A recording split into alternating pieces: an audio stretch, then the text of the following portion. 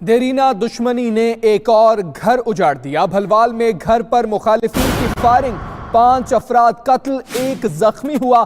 कत्ल किए जाने वालों में तुफैल, उसकी बीवी मजीदा बीबी, बेटे काशिफ समर और बेटी सना शामिल है। मौके से पिस्तौल भी बरामद हुआ है। लाशें अस्पताल मुंतकिल कर ली गई हैं। इस हवाले से मजीद तफसीलात जानेंगे असजद मुनीर से। असजद, आगाह कीजिएगा, पुलिस ने क्या कार्रवाई की है? दूसरे ग्रुप को गिरफ्तार किया गया या नहीं?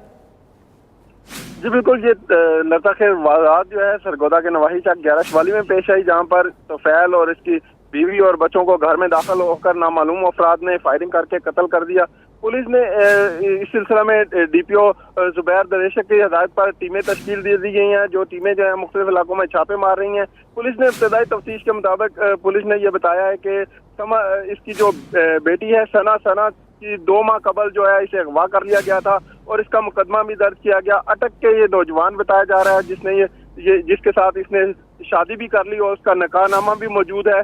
पुलिस ने इन तमाम पैराए में इन्वेस्टिगेशन का सिलसिला शुरू कर दिया गया है और टीम जो है वो अटक रवाना कर दी है, जो उस आमिर नामी नौजवान बताया जा रहा है जिससे उस लड़की ने शादी की थी। जी असजद, आपका बहुत शुक्रिया आगाह करने के लिए।